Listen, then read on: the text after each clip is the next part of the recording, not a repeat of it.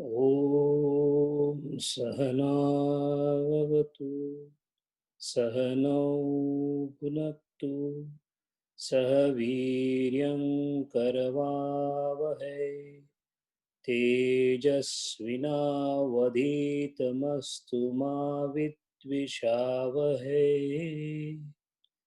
ॐ शान्ति शान्ति शान्तिः।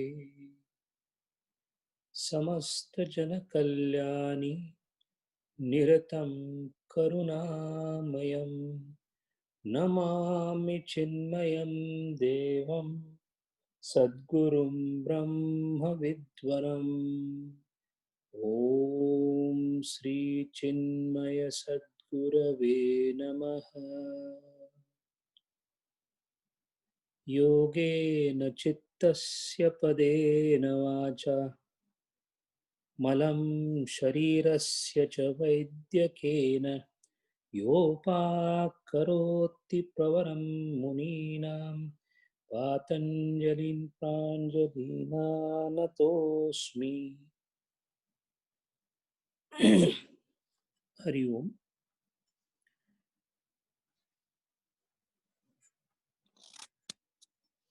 We were trying to see the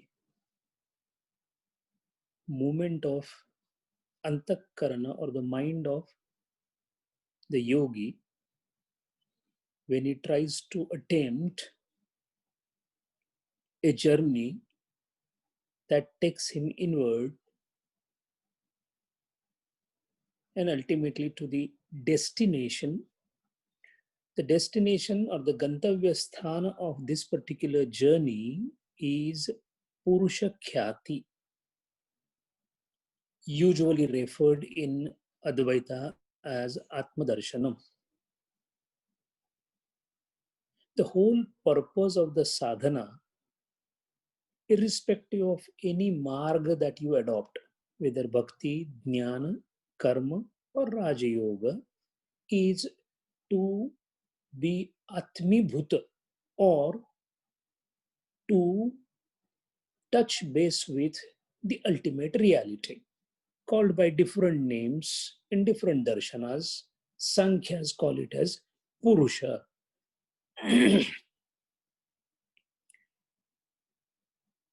When we say that it is an attempt to reach the Purusha, it presupposes that we are away from the Purusha.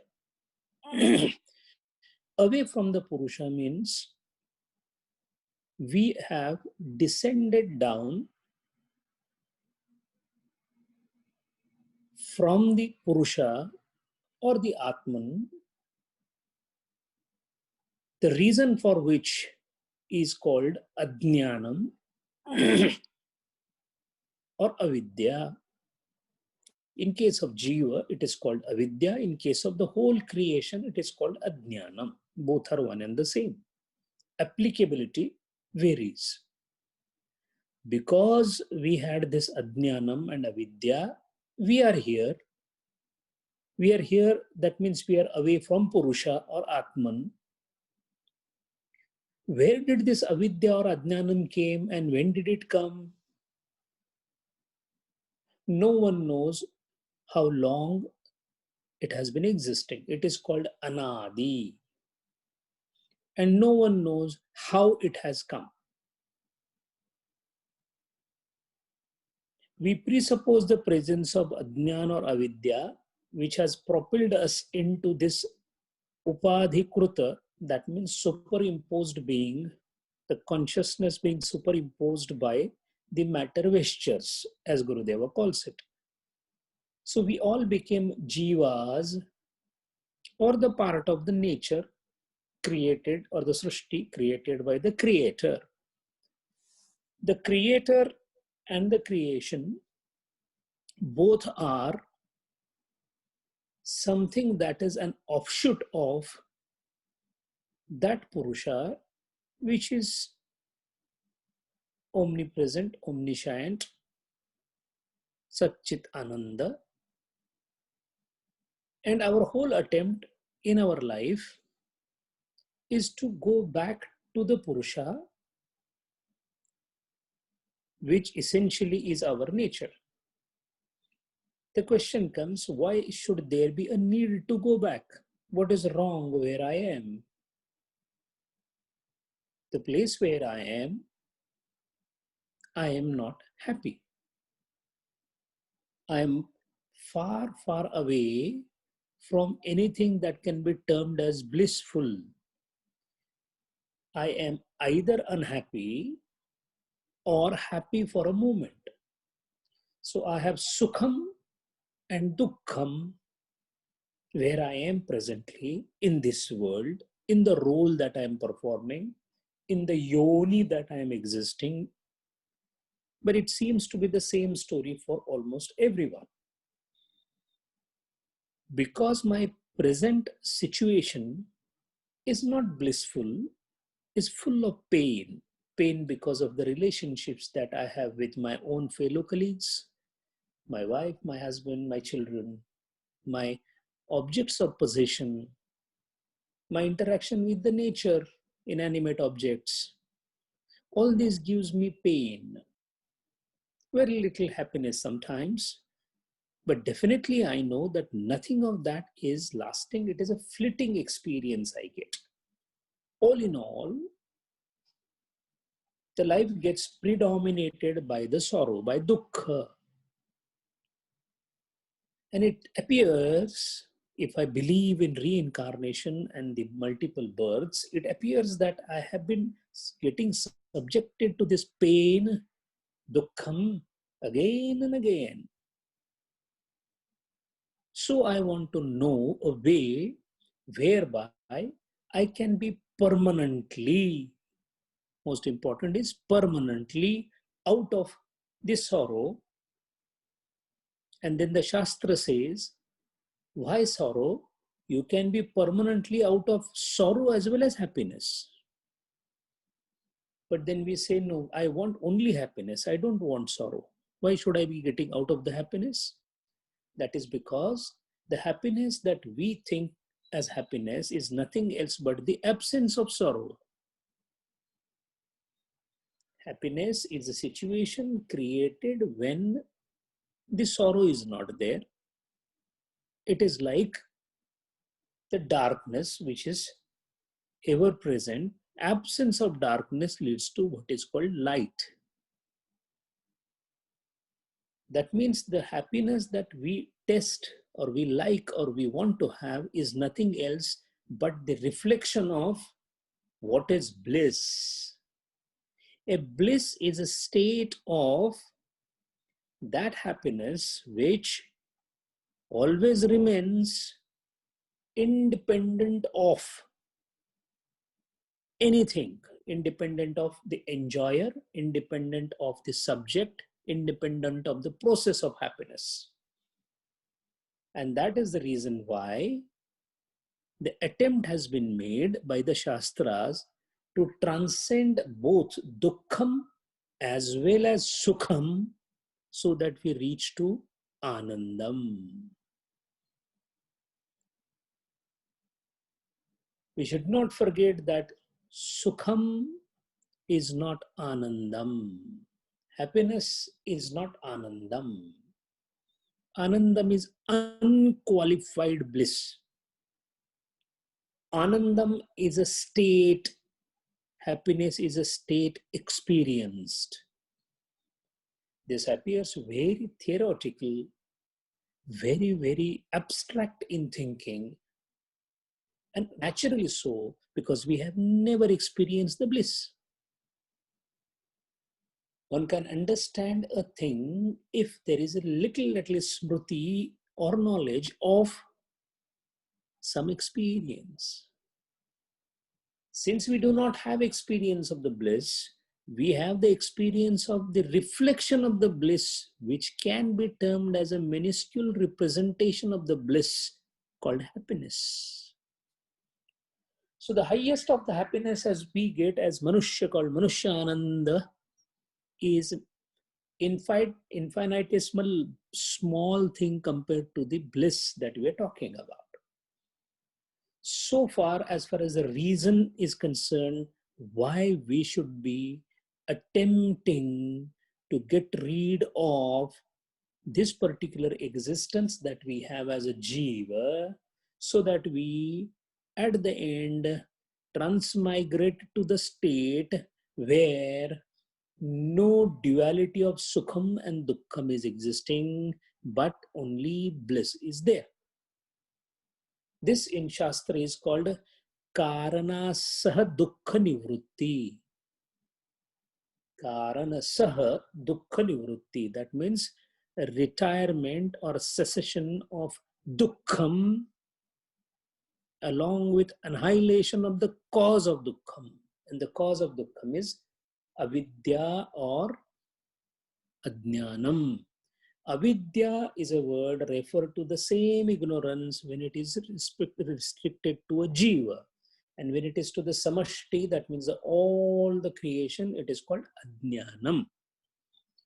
The attempt to do this can be attempted in 4 different manners, loosely called the margas: the karma marga, the bhakti marga, the jnana marga, and the raja yoga or yoga marga. We are currently studying the yoga marga, efficiently elaborated by the compassionate Rishi called Patanjali Maharaj. And in his treatise of Patanjali Yoga Sutram, he draws our attention for this aim of having permanent or anandam, or he calls this anandam sthiti as kaivalyam, which is nothing else but anandam, satchit anandam, which is nothing else but atma darshanam, which is nothing else but getting acquainted to Purusha or knowing the Purusha. To know, the word in Sanskrit is khyati. Khya is to know. So it is called Purusha Khyati. Purusha Khyati means to know the Purusha. So the attempt, if asked to a Raja Yogi, what are you doing? Why are you doing? He will say, I am doing this for Purusha Khyati. What happens? What is the Purusha Khyati? What is it going to do to you? His answer would be, it will give me Kaivalyam. This answer is similar to an Advaiti or a Jnana Margi. He who would say, I am trying to attempt Atma Darshanam for Satchit Ananda Avastha. All these are parallel words. These are words given to a state which cannot be described. In order to somehow describe them, the closest possible words, choicest words have been used by the Rishis as Kaivalyam. We restrict ourselves to the use of word Purusha and Kaivalyam because we are in Patanjali Yoga Darshanam. In this Yoga Darshanam, Patanjali Maharaj has outlined in the previous almost 16 sutras of Samadhipada. The sutras are focused on the mind. The mind is commonly referred to as Antakarana. This Antakarana has been designated as the instrument on which a Raja Yogi works. For him, the rest of the body is as good as useless or supportive or ancillary maximum to the maximum, but the main instrument or the sadhana is Antakarana. A Raja Yogi closes his eyes, focuses on Antakarana. A Bhakti Yogi opens his eyes and focuses on the creation as a Lord's presence. A Jnana Yogi opens his eyes, looks towards the creation, and negates the entire creation, saying, this is not that, this is not that. A Karma Yogi opens his eyes, looks at the things around, and realizes that his role is only to work in the creation as a part or the constituent of creation as designed and destined by the cosmos, without expectation of any results or involvement of I into it as a doer. And that is how a karma yogi behaves. So each of them have a specific sadhana delineated for them for the ultimate purpose that they have in their mind. So a Raja Yogi has a purpose of Kaivalyam in his mind, and his instrument is Antakarana, the mind. The first attempt that a Raja Yogi or the yogi does is to clean the instrument.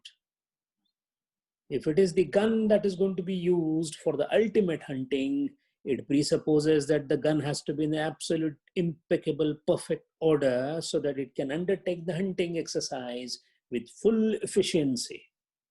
That being the case, a Raja Yogi starts working on the Antakarana, and first thing that he does in Antakarana is nothing else but the throat of the power which is to be utilized for the ultimate aim of Kaivalyam. So he tries to see that the Antakaranam is clean.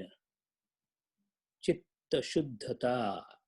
Because a rusted gun cannot be used for any kind of hunting. That's why the removal of rust or cleaning of Antakarana or Chitta Shuddhata is an essential prerequisite of paramount importance for a Raja Yogi. Without Chitta Shuddhata, there is no question, because none of the parts of the gun will move, because rust will stop their movement. Similarly, a person who wants to utilize the gun and before the hunting intends to take the practice session with the gun has to see that the gun is well oiled and not rusted. So Chitta Shuddhata, which is nothing else but Vikara Shunyata, which is nothing else but how you behave with the creation or the constituents of the creation. A yogi's behavior with the world is the first thing that he undertakes as an exercise and tries to purify that interaction with the subjects and objects of the creation. And that is how yogi becomes Shuddha by Chitta. A mind or Antakaran which is so purified, which is not carrying any trait of hatred, anger, greed, jealousy, desire. So such a chitta with these constituents of ashuddhata is always a tossing chitta. And that is why every time an antakarna tries to project itself outside in the created world, it creates what is called as vritti or thought. That is why right in the beginning, Patanjali Maharaj hits bullseye saying that your vrittis have to be nirodha, meaning they should be subsiding. And that is how a mind which is pure, first condition, a mind which is not having vikshepa or throwing out the thoughts. Throwing out, vikshepa, kshepanastra. Kshep means to throw at a great speed. Thoughts are thrown at a great speed towards the objects that are there in this world.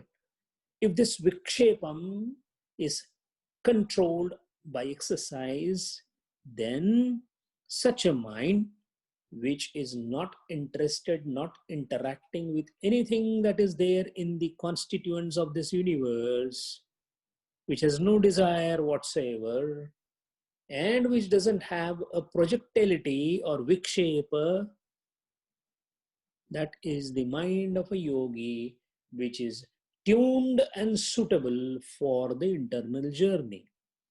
In this internal journey, the calmed mind, the mind that is now free from impurities and that is which is reasonably controlled from throwing out the thoughts, is the mind which slowly starts dissolving its involvement in the outer aspect of the world, and this dissolution of antakarana or mind's involvement into the outer aspect of the world, right up to the mind itself, is called vairagyam, which slowly starts by reducing the number of quantum of things that we interact with.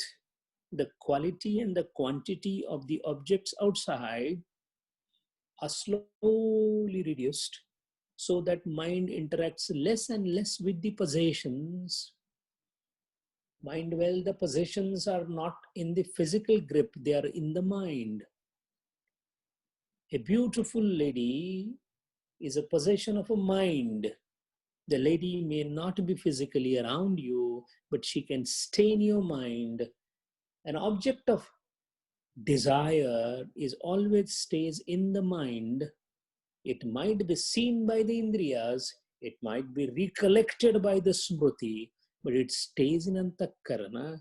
So that is why a yogi first undergoes a training of vairagyam, which is called apara vairagyam.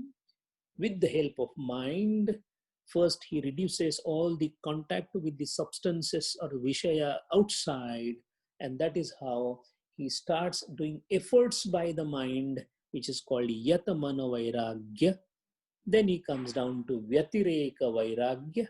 Then he comes down to ekendriya vairagya. Ekendriya means now he has come towards the mind.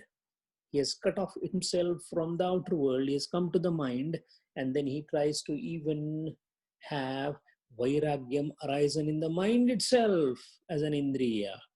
So when that happens, such a vairagyam enters into a phase called vashikara vairagyam.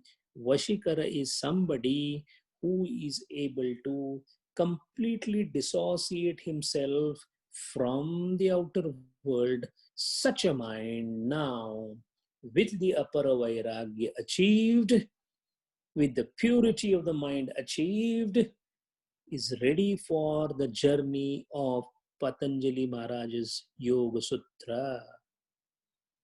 Such a journey then starts focusing on certain things. This focusing is called Chitta Ekagrata. You have now a mind which is pure. We have now a mind which is not tossing anymore. So it is a gun which is clean and well oiled and fit for hitting the bullet on the target. So the target being one, the bullseye, once the antakarana which is purified and which is completely bereft of the tossing of the mind, such a mind is now ready to focus on the target, and depending upon the target, the journey of yogi starts taking different planes. The first plane is he tries to focus himself on the manifested objects of the world, and he takes any one of them, the choicest one, in the form of Ishta Devata, in the form of idol, in the form of any object that whatsoever he desires, and focuses this so-called purified antakaranam and starts focusing on them. A focus of a purified, concentrated antakaranam, when focused on an object, a strange thing happens. And the strange thing is, in the world, the object is a different thing and the person who is concentrating is a different thing. But in the meditation, when a purified mind, which is no more tossing, is focusing on an object, it starts transferring its consciousness to the object.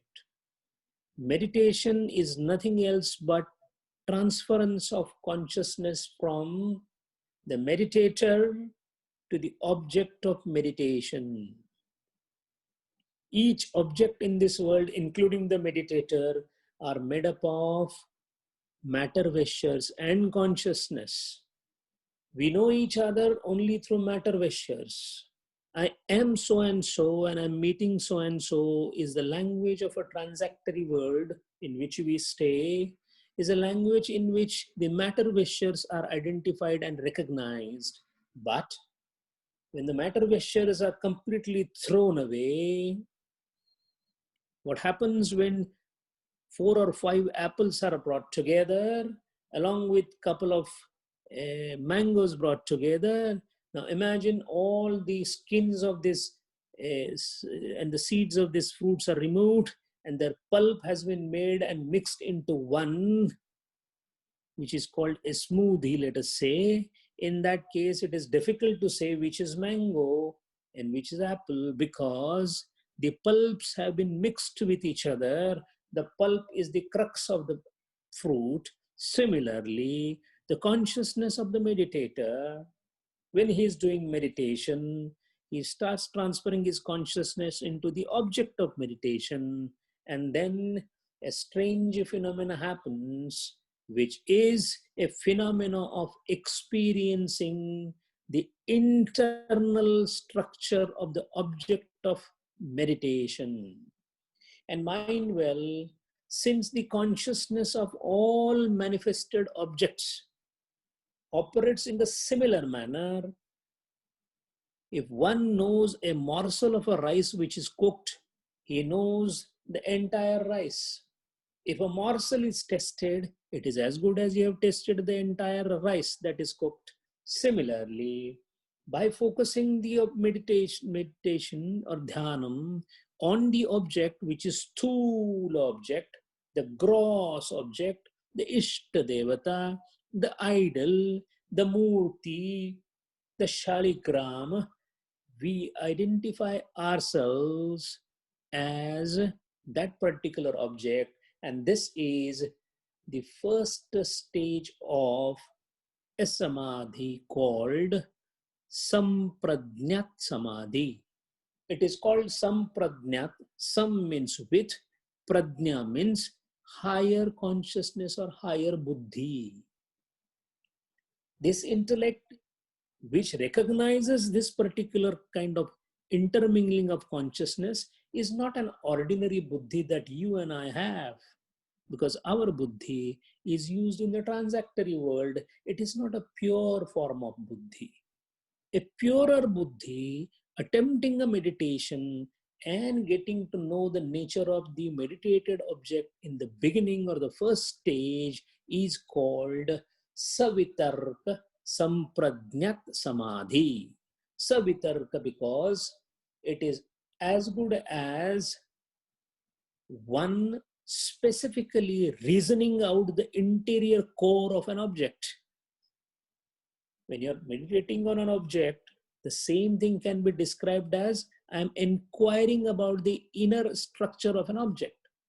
That being an inquiry, that being a reasoning out, tarka means reasoning, with tarka, visheshena tarkate, it is a specific inquiry.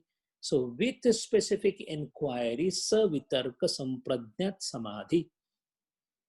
Incidentally, during the act of meditation, when the meditator sits into the meditation, at the beginning, he is completely aware that he is the meditator. He is doing a meditation and he is meditating upon an object. So he is very clear about 3 compartments. But as the meditation progresses, the compartment slowly starts dissolving. The meditator starts moving through the meditation towards the meditated object. When this transference is complete at that point of time, because the meditator is not at the place where he is sitting, because his consciousness has moved out of him and has entered into the meditated object, he loses the track of time and space. The reason why he loses track of time and space is I can be aware of the time and space when I am within me. Since I am not within me, because me means my consciousness has flown out of me through the act of meditation into the meditated object, and that is the time when I forget what is the time and space, because time and space are the relative components which are possible to be recognized only when I is there. I am not aware of the concept of time and space in your mind, because I, which is restricted to me, cannot extend and enter into your minds. So my concept of space of time is restricted to me, the way I think or experience or perceive. Your concept of space and time is what you perceive. Similarly, when I myself not existing, because my consciousness has transferred to the meditated object, the time and space of that particular object is what is in the mind, and you become Vishaya Maya. You get identified with the object. This is called identification with the object. And this, when time and space is transcended, this particular samadhi is called Nirvitarka Sampradnyat Samadhi. Now the yogi who has got the mastery by repetitive practice of this Savitarka and Nirvitarka, he has to practice it again and again. How long will that take? Mind well, the entire journey of the discussion that we are doing is a journey over multiple births. Manushyanam sahastreshu kachit yatati siddhaye. Bhagavan in Bhagavad Gita says, thousands of them, amongst whom those who try, some of them sincerely try, and yet very few of them reach me. What it means is it is an arduous journey taken over a longer period. Mind well, period of 90 years is a minuscule period. As a student of Vedanta, as a student of higher studies, we should not have concept in our mind about the time as something like what the ordinary mortals are having. One birth for us is a very small period. It's a process that will take time. How much time will be taken by whom depends on which stage he's in. If he has already scaled half of the mountain, he has half the time left. One who hasn't started yet, he might take the full time. One who is almost reaching the pinnacle like Guru Deva, one birth is enough. Do not be under the impression that Guru Deva is a miracle that happened in one birth. He was born in his last birth, is what we have seen, being the accompanying people during the same period. Chatambi Swamigal, when he took Swamiji in the hand as a child, as an infant, he knew, because he himself was a yogi of a very high order, who could read the past and future of the world. He could read past and future of Swamiji, and then he did communicate with him because he was master of languages of the birds, the animals, as well as languages that are existing in this world. That is why even with the infant of that age, Chatambi Swamigal was able to interact with Swamiji, because he knew this boy is not an ordinary boy. He is the savior of mankind. But he had reached that stage after multiple births of continuous sustained practice of yogi. That is why whenever the disciples of Swami Ramakrishna Paramahansa came to Ramakrishna Paramahansa, Thakur said, looking at them, he is to see their external signs. Every disciple was tested on the external signs. Then he is to take their hands in his own hands and concentrate and read the person. And with that, he is to say who is what. That is how 6 of the Shishyas who came to Ramakrishna Paramahansa, Thakur said they are all Ishwara Koti. They have already reached the avastha of Ishwara when they were born. Swami Brahmananda was one of them. Swami Abhedananda, when he came, Kali Prasad, for the first time to Ramakrishna Paramahansa, He said, you are a born yogi and this is your last birth. What this all means is this process which we are describing now is a process that is undertaken by the yogi through multiple births. And then from this Vitarka, the one who has mastered after repetitive Dirghakala, Nirantara, we have already studied that. It is Dirghakala and Nirantara. There has to be a Satata Prayatnam. The one who does that, from Savitarka Samadhi, he enters into what is called as a Savichara Samadhi.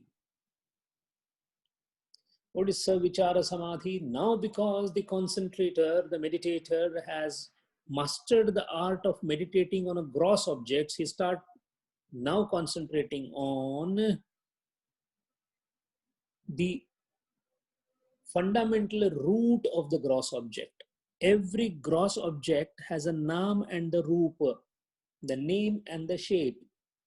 Beyond the name and the shape, there exists another deeper aspect of everything. And focusing on those deeper aspects is what is precisely the Savichara Samadhi.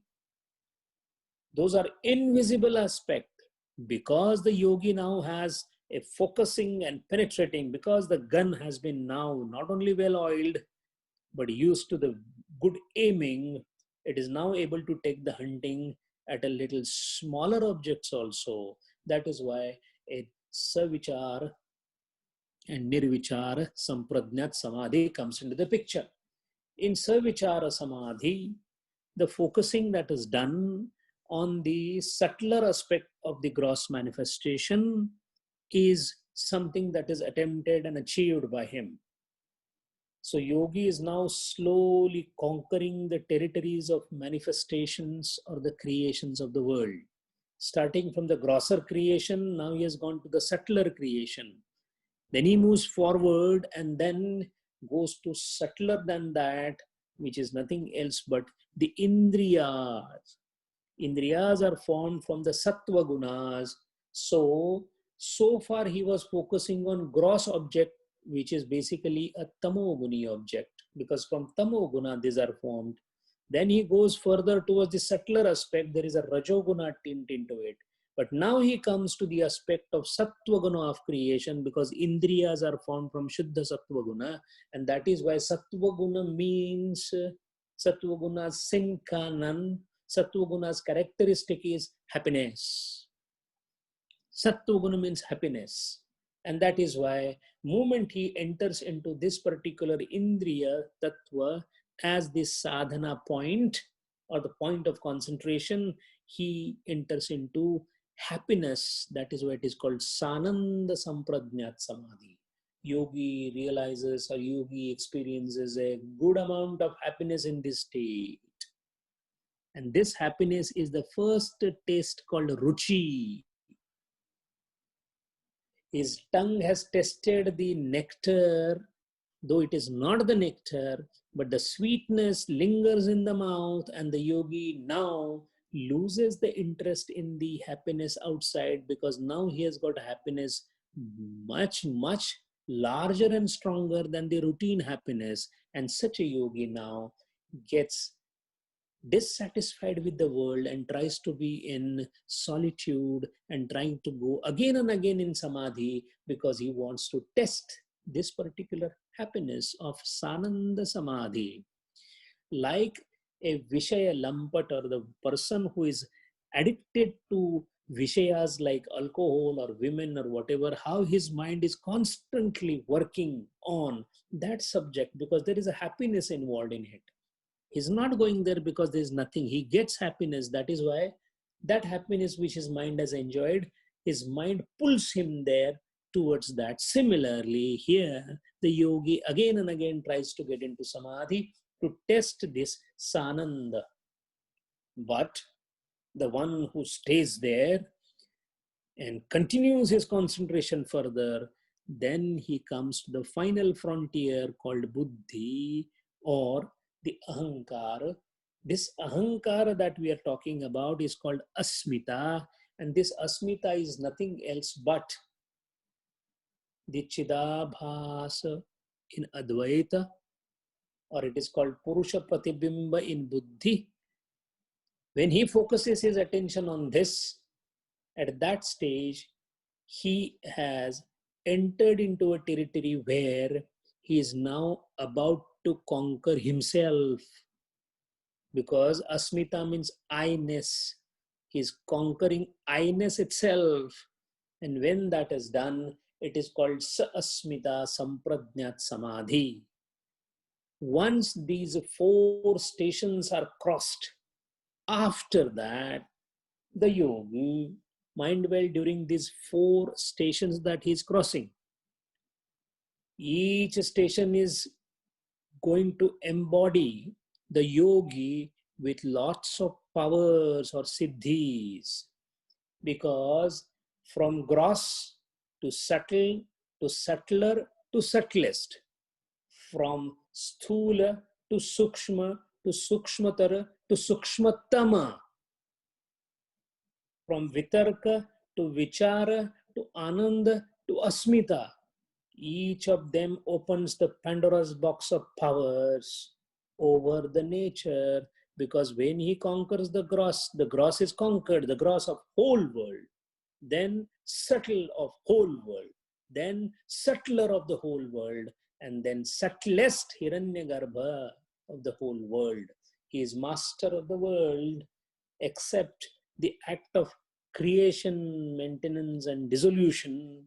Everything else is empowered in him. However, even at this stage, the yogi tries to move forward, and that forward thing is called asampradnyat samadhi. In asampradnyat samadhi, now what yogi is trying to do is, till the sampradnyat samadhi, till the 4 stages of samadhi, he was holding on to something. Initially, he was holding on to the gross, then he was holding on to subtle, then he was holding on to subtler, then he was holding on to subtlest.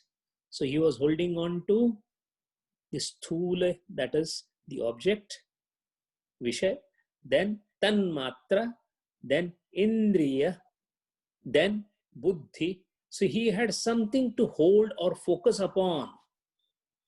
Whenever he is focusing upon something, that means he is trying to hold on to something for meditating. Now, we need to understand this. For a meditator, an object is required for meditation. Not necessarily, sir. The meditation can happen on something which is not there. It may sound little cliche, it may sound little difficult to understand, but every time a meditator need not meditate upon an object in front of him, object in the grosser form or in the thought form. But suppose there is nothing in front of him, and yet he is concentrating. A qualityless, shapeless, nirguna, nirakar. For us, it is even difficult to imagine such a thing. Can you imagine nirguna and nirakara? We cannot. Why? The buddhi is so poorly equipped to visualize that.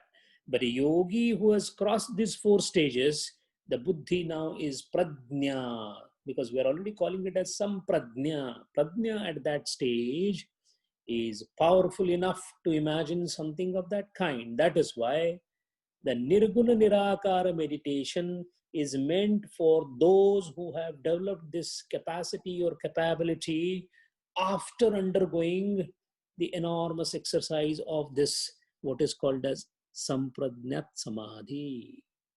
That is why in Bhagavad Gita, Bhagavan says, klesho taraha adhikaha. Arjuna, you can do nirguna upasana, but it is not so easy, my dear, because it is meant for the exclusive elite club of those who have already practiced the sampradnyat samadhi.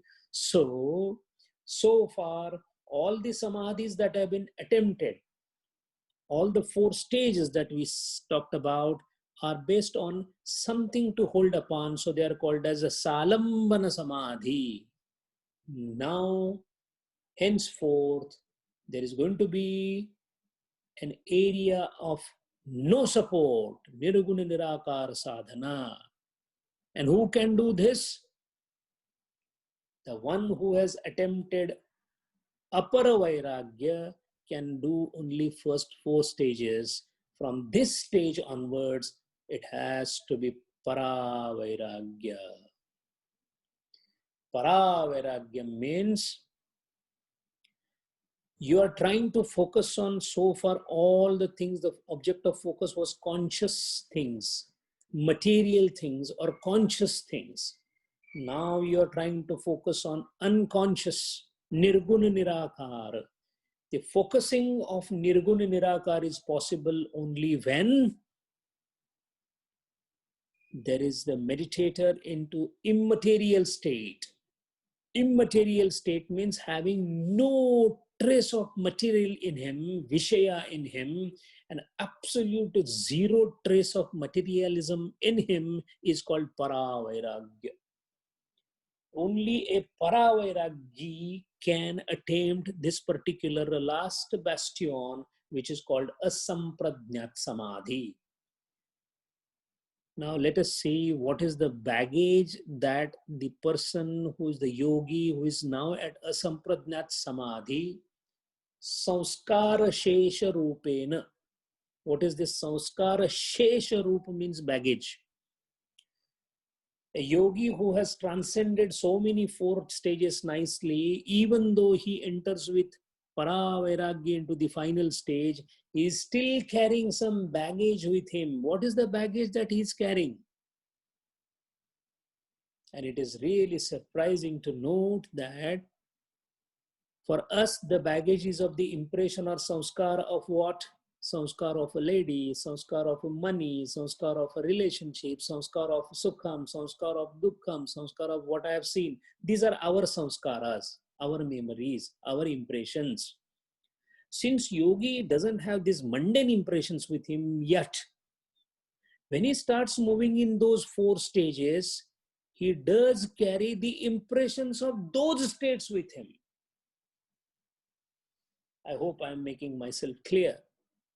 The yogi now is bereft of all the common mundane samskaras are not there on him because he has already annihilated them through vairagya. The yogi is not going to remember any lady in his mind. That's gone, already gone. It's all dissolved. He's not going to carry a food in his mind. It's good dissolved. But whatever he has experienced when he was focusing on these 4 stages, like Indriya, Ananda, they also leave samskaras. This is a very subtle thing and we need to understand. The samskaras that yogi carries after these 4 stages is the samskaras of the 4 stages itself. Let us take an example. Suppose you have been made a CEO of a company. Now what happens is, you don't think anymore yourself as a manager because that samskara is gone, right? But at CEO stage, you have a feeling that you are a CEO. At the same time, when you are a manager, that time what power you had, that samskara you have carried when you have become a CEO. You're no more working as a manager, but experience obtained as a manager hasn't left you as yet because you know what happens or what it feels like a manager. So that means the seed form of the experience that you have experienced earlier, they stay with you. As far as yogi is concerned, yogi is now left with only the samskaras of what he has meditated upon because each of those meditation has given him an enormous amount of new experience. When he was focusing on those, in these 4 stages, each stage was giving him some power. It was a new experience for him. Imagine you being master of all the manifested things in the world. You are having a siddhi now that you can become smallest particle or the largest person in the earth. That power has come in you. It's a new experience. New experience again leaves a samskara. So the Ashtada Siddhis that you get during this particular process Each of these powers also leave the residue. Shesha, virama, shesha, pratyayena. So in asampradnat samadhi, the yogi who has transcended these four avasthas and gone further, who is trying to focus on nirguna nirakara, what happens is, at that stage, he may remain glued to the samskaras of the previous meditation, and if he remains so, and in the meantime he dies, then what happens is he is now reborn. Reborn where? He is reborn because he stays, after his death, he stays in a state where he is enjoying what he has meditated upon. The experience, pratyaya is experience. The experience that the yogi had in the stages of the meditation, he gets glued to those experiences and remains with those experiences. Now, this is something we need to understand. Let us say the indriyas. Now, we all have indriyas. Everyone has indriyas. Let us take the sum total of all indriyas. Essentially, all the sum total of all the indriyas is nothing but what? Sattva guna. Now, this person who has meditated, who is nothing, whose consciousness gets merged into these indriyas of all and stays into that stage. Now, do we understand why indriyas are called as vasus or devas? Because these indriyas are nothing else but those yogis who have merged into it. That is why they have been also given name as Saptarushis and whatnot, etc. But we need to understand, it is the consciousness which has identified itself with certain material things, because indriyas again are within the trigunas, so they are jada. So when it gets identified with those are called as bhava pratyaya. Now the yogi who meditated upon asampradnat samadhi for a long time, but got glued to the experience of what he had while meditating earlier, he merges with that experience, and this merging with that experience of those four stages that we talked about is called as bhava pratyaya. Bhava pratyaya means what? His upward movement is arrested. Why?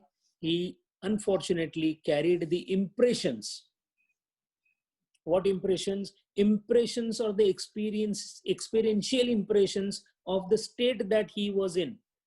When he did the Savitarka, Savichara, Sananda and Asmita Samadhi, each of those experiences were carried forward and not thrown off. Now perhaps we all can understand why when Ramakrishna Paramahamsa asked Swami Vivekananda that I have given you all the siddhis, Narendra, that time Narendra, Swami Vivekananda, yogi par excellence, said, what is the use of this? Can they give me the mukti? Ramakrishna said, no. Then he said, keep it with you. What it means is, I do not want the residual impressions of my previous meditative states to come with me, because I am here to completely erase myself of any kind of samskaras. So we have samskaras of bad things. Yogi has samskaras of highly elevated things, but still they are samskaras. So if those samskaras remain and the yogi remains basked in that particular light of those samskaras and fails to move forward, then he is born as merged with those samskaras. So he becomes part and parcel of the experience that he had, or the samskaras that he had. And how long he will remain there? He will remain there till the time that is destined for him to be there, merged in those sanskaras, after which he will be again born as a human being. So when they get merged with this particular sanskaras, they are called as devas. They are called as devas. So bhava pratyaya devaha. Bhava pratyaya means those yogis who get merged with the sanskaras of the stages of meditation. They become one because now they have a wider body. They are not restricted to a small person or a small jiva. Yet, however big they may be, for example, indriyas of all the creation is not a small thing. But when they get merged with them, they stay there. Their nature is of effulgence because they are not ordinary mortals. They are definitely higher ups. Being higher ups, they are called as deva, and they are of the nature of light.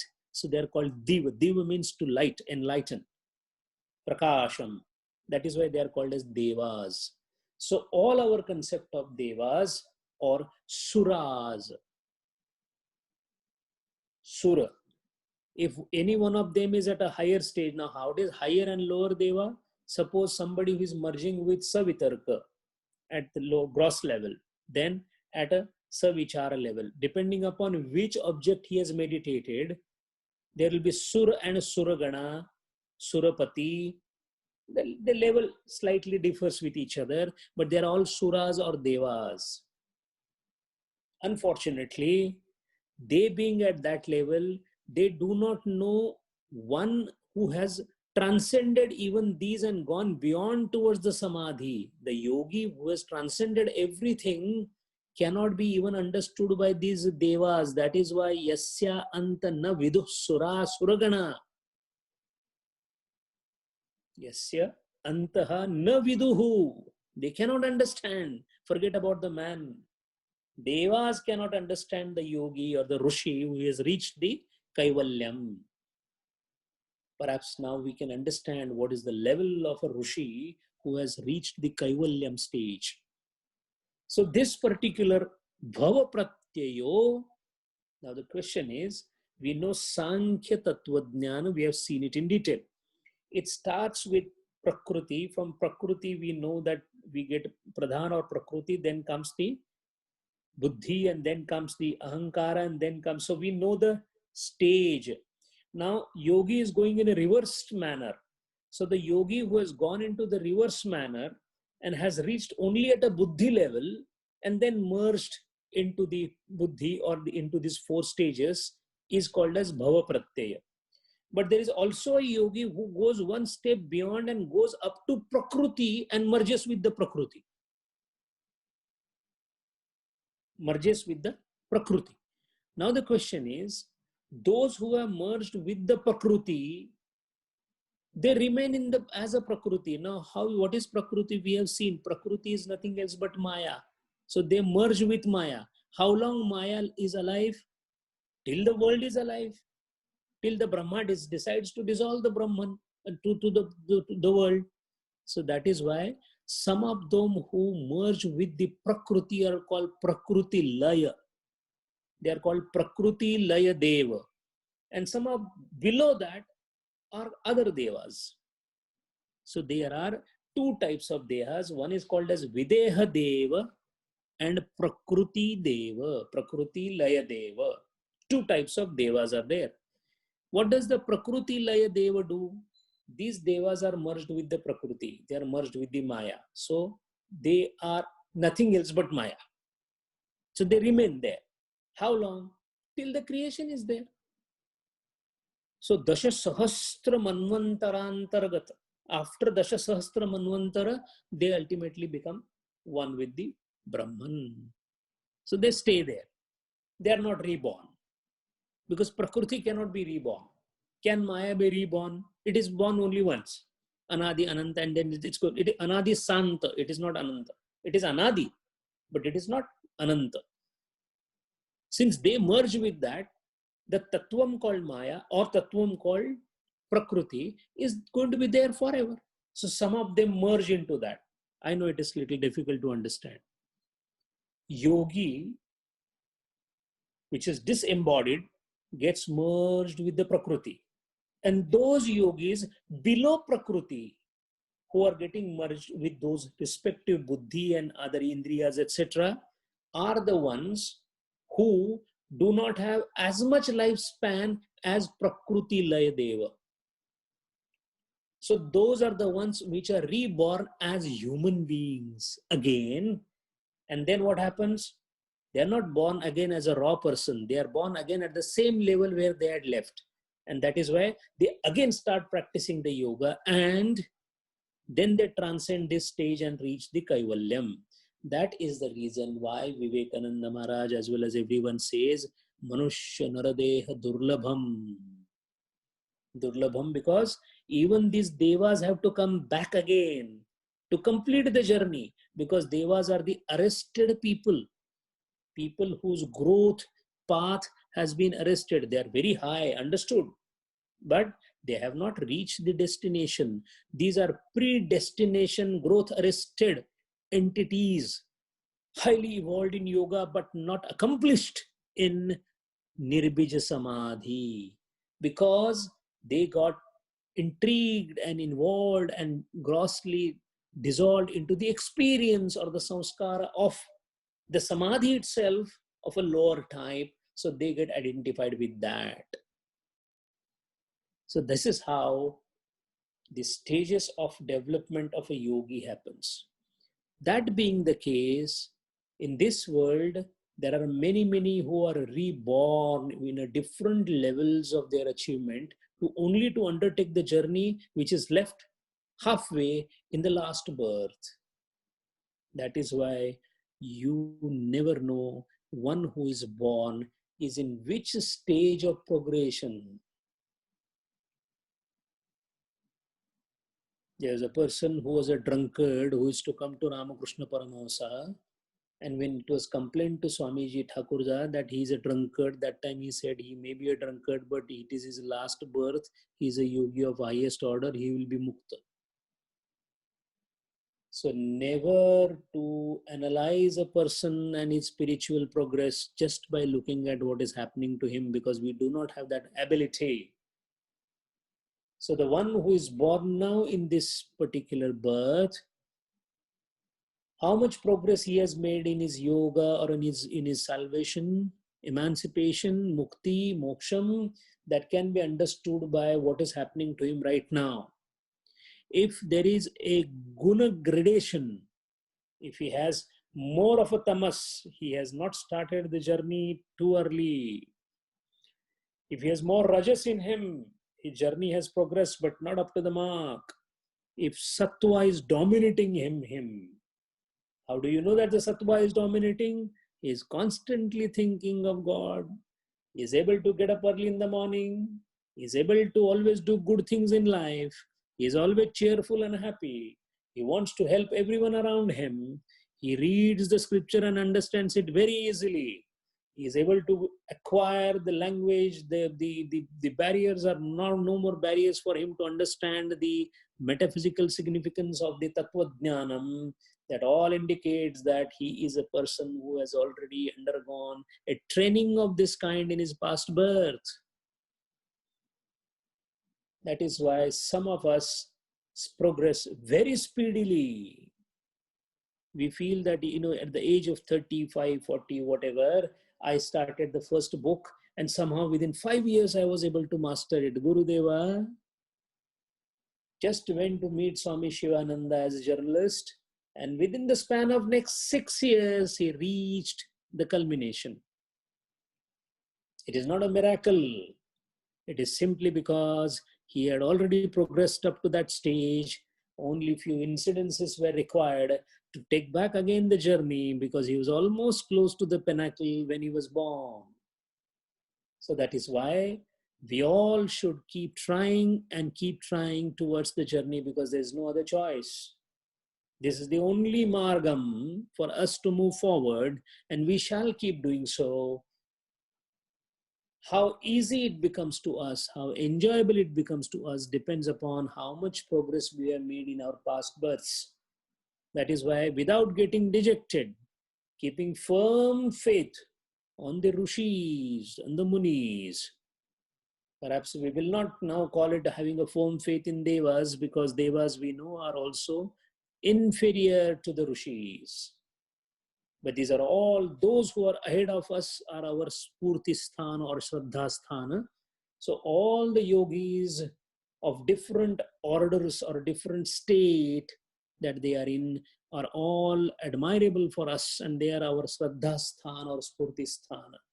So a yogi, when he undertakes the reverse journey of creation with the aim of reaching the Purusha, keeps on stepping one by one, and ultimately up to the level of Prakriti also, the progress is not complete.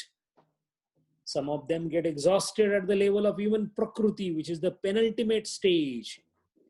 But mind well, those who have merged with Prakriti and something below at Buddhi level also enjoy enormous amount of bliss, although it is not same as Kaivalyam. It is called Kaivalya Abhasa. It is little short of that. Transcending that then becomes the Kaivalyam. We again are going to see in detail this Bhava Pratyaya and Prakruti Laya Deva. This we need to see it again so that we understand it very clearly, because this has bearing on Dhyana, Dharana and Samadhi, which is going to come as the Ashtanga Marga, which we are going to study in detail. We must have the tenacity to hold on to what we are learning. We must pray the God that whatever I am learning, I shall read again and again. It is a sadhana. It is not 1 hour study that can perhaps make us understand the things. So we have to stick to our stand, be firm. We are trying to be a yogi. We are trying to even understand what a yogi does. Even that requires enormous tenacity of purpose as well as sharpness of the intellect. We shall have it because we are all blessed by Guru Deva. So we have to be firm in what we are doing. Read again and again what we have read. Think about it, mananam. So shravanam, mananam, and then nididhyasanam. So again and again reading what has been heard or what has been told. Beware of the books that are available on Patanjali Yoga Sutra, because there are many who have misinterpreted it, even to the extent of Theosophical Society. Few of the best places from where these books have come in a distorted form. And the reason of distortion is Patanjali Yoga Sutra cannot be studied unless it is studied under the auspices of great rishis. That is the reason why Vachaspati Mishra, Vijnana Chakshu, Bhojaraj, and Vyasa Maharaj, Vivekananda, these are the only authorities under whose light we can study it. We are studying it precisely under their light. So we are safe and sound as far as misinterpretation is concerned. So just focus on what is said there. Vivekananda has given very, very, very, very short description of Patanjali Yoga Sutra. Some of his statements are difficult to understand and they are terse in their meaning. They are short, like an aphorism, like a sutra.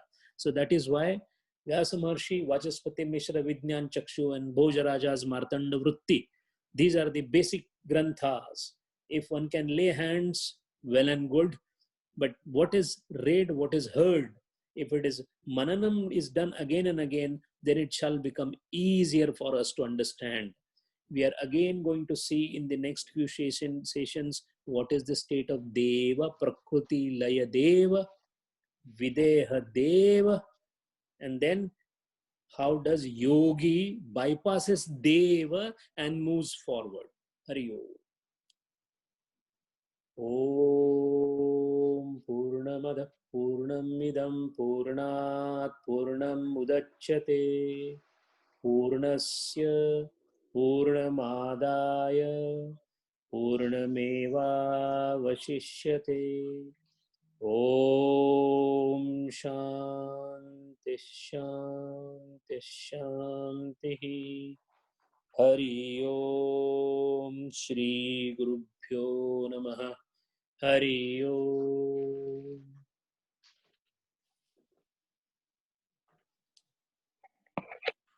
Sanjay ji. Hari Om. Sanjay ji, so you said that Kaivalya Abhasa level at the Deva level.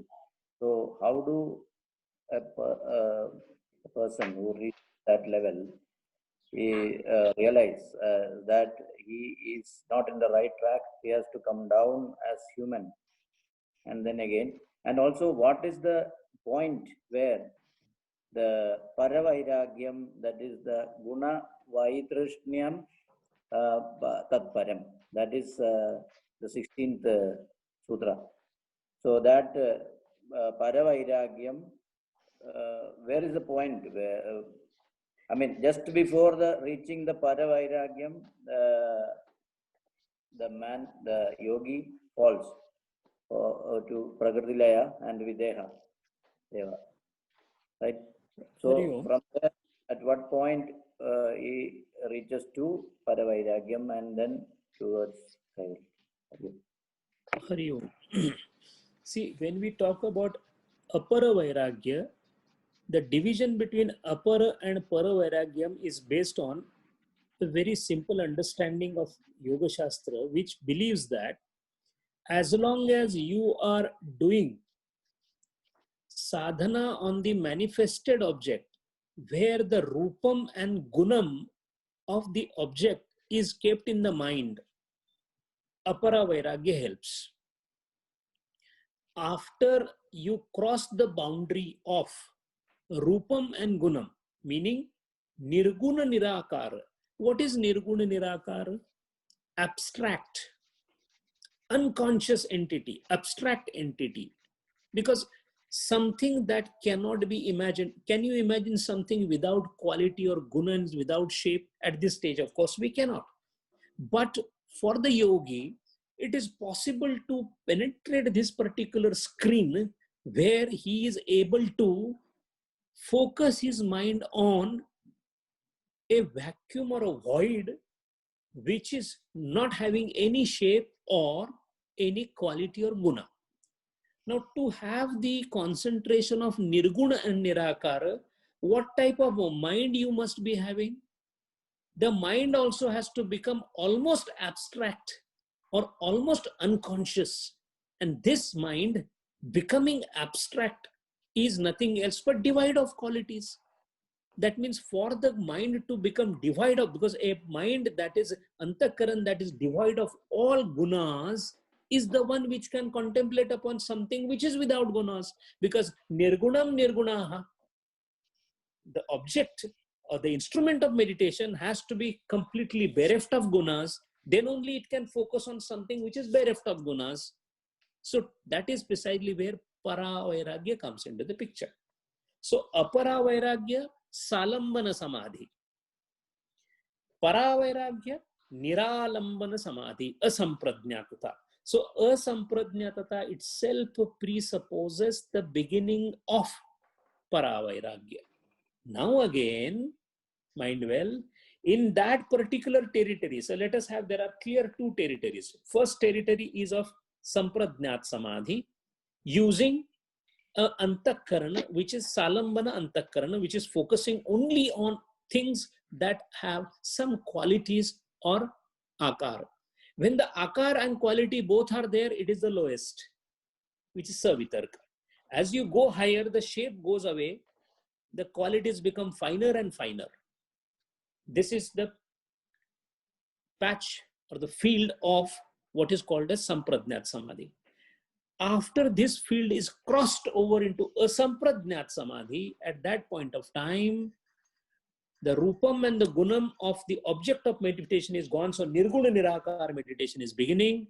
The antakarana also has to become nirguna and a nirakara to approach that. So that is why in the first field it is apara vairagya, in the next field it is para vairagya. The mind that does not think of anything Paravairagya is, there is absolute, because any sanskar going there, it will bring it down. So that is the point. Wonderful. When Okay. that is the point when Aparavairagya is moving into Paravairagya. That is first part. And second part is, in Paravairagya also, when the yogi is practicing that, somehow he is not able to transcend in the Paravairagya avastha up to Purusha. That journey also has some steps into it. We are going to see those. They are going to come in the next few sutras. What happens is, if while meditating on Nirguna Nirakar, now tell me one thing, when the yogi is trying to maintain the Nirguna Nirakar meditation, he brings back the memories or the sanskaras of nothing else but what he has experienced one step below. One step below, what all he experienced? He experienced the Indriya Tattva, Tanmatra, Buddhi Tattva. This is what he carries as an impression. If that remains there, then what happens? He falls from there, and falls means he becomes merged with those tattvas and remains there for certain manvantaras. One who moves forward, touches the Prakruti, which is the last stage. Now he's already in Paravairagya, but he's yet to see the Purusha. So at the Prakruti stage itself, if he exhausts himself, and I'm using the word exhaust because the viryam becomes, it falls because of the lack of viryam. That's why the next mantra is coming as virya. The word virya means utsaha, viryam is coming later on. So if he falls or exhausts at Prakruti level, then he merges with the Prakruti. The only difference is those who merge with Prakruti are one step away from Purusha, and Prakruti is formed only once. So they remain Prakruti Laya forever. They are never reborn. Reborn? No. They just remain merged till the Pralaya. Anybody below that is reborn as a human being. They are called Videha Devas. Videha because disembodied. They have no body. That is Videha. So we call it, no, he is a Videhi Satpurusha. What is Videhi Satpurusha? He is a fallen yogi, yoga brashta. But mind well, he is none less than Deva. That is why all the stages that we are describing, superior, inferior, these are only relative explanations. These are all very Vandaniya people, Pujaniya people. They are yogis. But yogi again has levels into it. And that is why Deva Tulya, Rushi Tulya is further beyond that. Hari Om. Hari Om.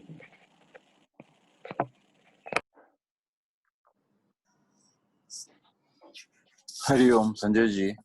Hari Om. We are so fortunate to at least hear about this Patanjali Yoga Sutra at the comfort of home.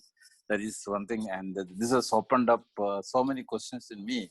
Now, one question which I want to raise here. Now, you have mentioned about the Raja Yogi, Jnana Yogi, Karma Yogi stages. Now, when a Karma Yogi does his work and their life, and he he meditates and all in the process during Karma Yoga. Karma Yoga itself is a meditation, we can say. When the rebirth takes, he has to go back to a Raja Yogi stage, or in a different this thing. I just because I what I heard is Narajarma is Durlabham, means after rebirth you are not going to born again as a human. You will be something else, or you will emerging. If your deeds are good, you will be merging with the Purusha or something like that. But here, when you mentioned about the yogi stages, the Karma Yogi, without fulfilling the moksha, when the rebirth takes place, he is becoming in which stage? Hari Om. The yogis, the different yoga paths, the Karma Yogi, the Bhakti Yogi, because he has undertaken a particular channel. Karma Yoga is a channel. Bhakti Yoga is a channel. You are always reborn into the same channel simply because of the sanskaras that you had earlier. Because I have a sanskar of Karma Yoga, I shall come back into the Karma Yoga again and take my Karma Yoga forward to enter into Jnanam. Because Karma Yogi ultimately enters into Jnanam. Because Karma Yoga, Karma and Jnana, there is no samuchaya. There is a krama. They are sequential. Karma, then jnanam. Karma and jnanam are not like this. Karma and jnana is like this. So karma enters into jnanam. Jnanam again enters into bhakti. Now the question is, these are very confusing things.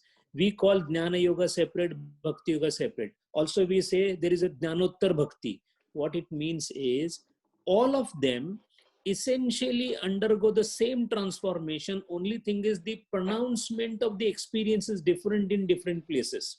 I will give you an example. A Prakruti Laya yogi and a bhakta who is merging into Krishna, they are at the same level. Now, bhakta, bhakta is not going to say, am I into Savitarka stage, Savichar? He says, I don't know anything. I just know that I am dedicated to Lord Krishna to an extent that I am forgetting everything, including myself.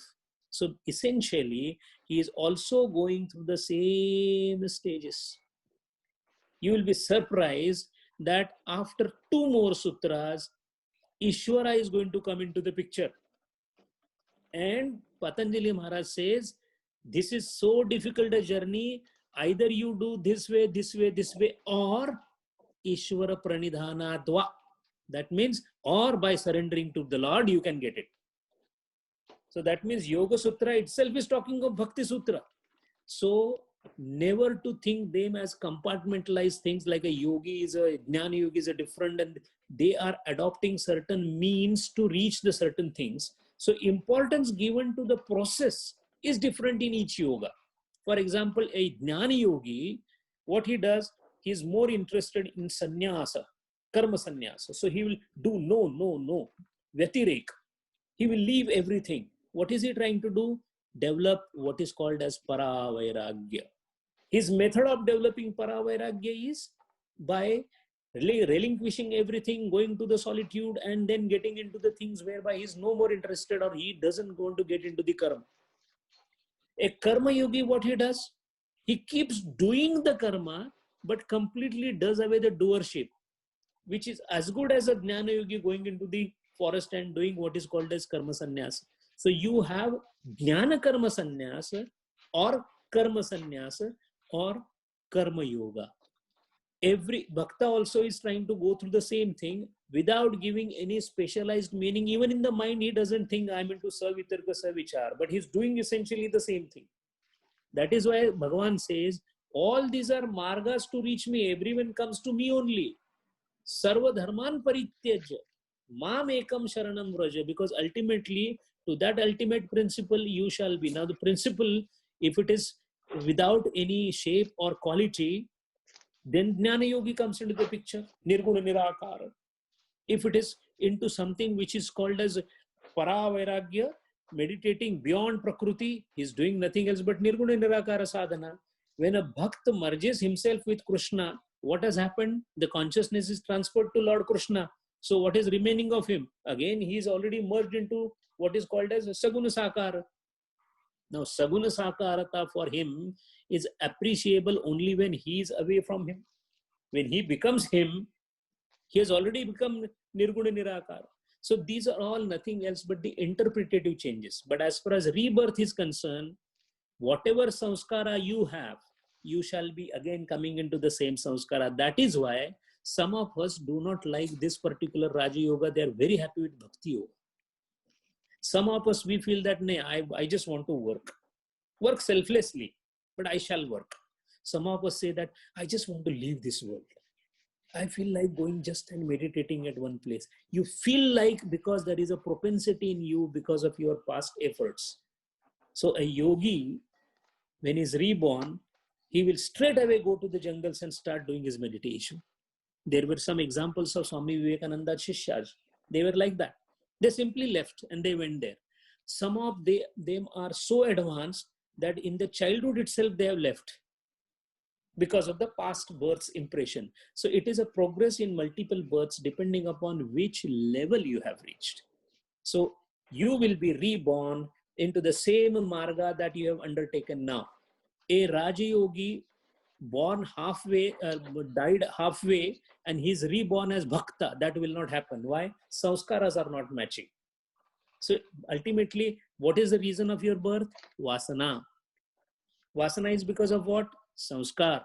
And if the samskar is of bhakti, how you will be born as jnani? So to progress further, because it is conducive to have the same samskaras and take it forward. That is why in prarabdha vasha, in because of the destiny, if you have got certain tendencies in you, better hone up those tendencies only and sculpt them out into the beautiful manner to move forward. That is why you will see there are some people who are simply not interested in philosophy. They cannot. They find it too dry and drab because they are not jnana yogis. While a Raja Yogi is a very, very mystical person. He likes to think. He likes to work more on his mind. He wants to be away from them. He wants solitude. He wants to meditate. These tendencies will come only in those who have done Raja Yoga earlier. Hari. Hari Om. Durgam Padat Vadanti. Hari. I would just like to add one line.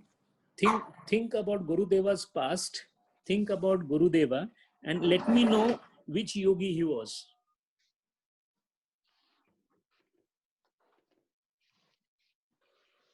Just think about it. It is a matter of deep contemplation. So we can think about that, and we just try to find out which type of yogi he was. Was he a Raja Yogi? Was he a Jnana Yogi? Was he a Karma Yogi? Was he a Bhakti Yogi? Karma Yogi elevated to Raja Yogi. That's why I would rather throw open this question for everyone to ponder, and this will give an answer to, are yogas compartmentalized or not? Because we have a live example in front of us in the form of him. So just think about it. The one who established the murti of Hanumana and worshipped it as a great bhakta, was he a bhakti yogi, bhakti margi, bhakti shastra yogi, or the one who meditated into the Himalayas for hours together in the deep meditation, was he a Raja Yogi? The one who studied Upanishads and adopted sannyasa under the tutelage of Tapovan Maharaj, was he a Jnana Yogi? Or the one who toiled hard for 35 years with selfless work, without any anxiety for the fruits of the work, was he a Karma Yogi?